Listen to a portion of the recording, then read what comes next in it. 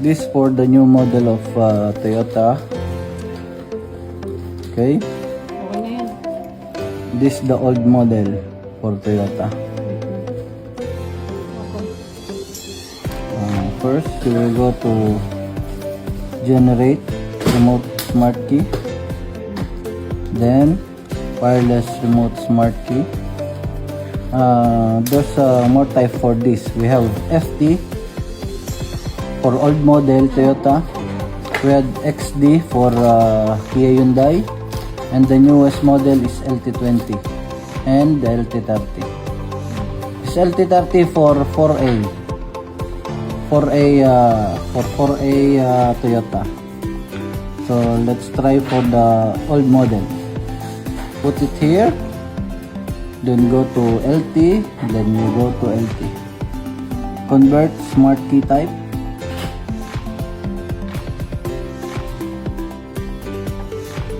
Then should be the device connected to the Wi-Fi or internet connection. Then okay. Just put the slot and okay.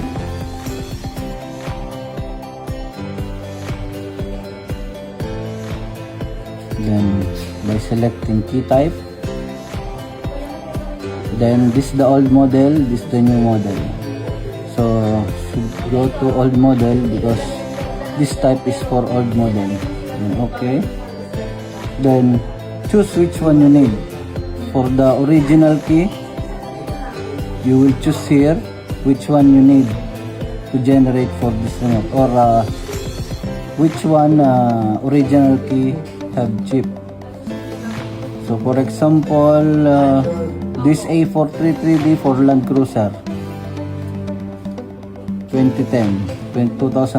So okay, then Land Cruiser 2010, it should be always ASK 9092, ASK, FSK for Prado, ASK for Land Cruiser. So okay, then you can change which one you want.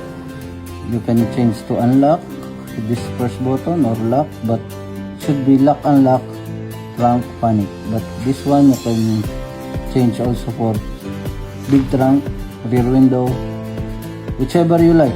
So just okay.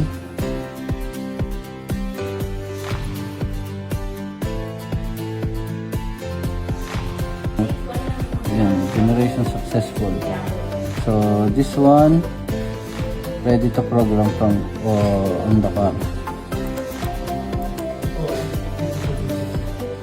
You want to change the frequency? See, you can go here, modify frequency. Okay, okay.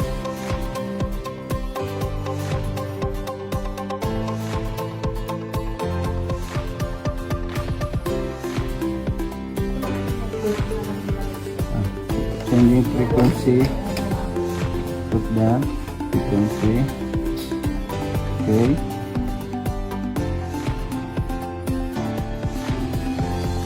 And currently frequency 43.92. So if you want to change, just change, choose anyone.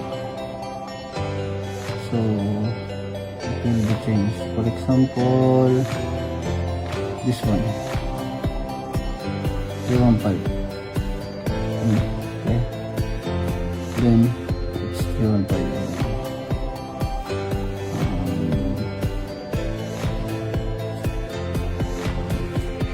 Special function if you want to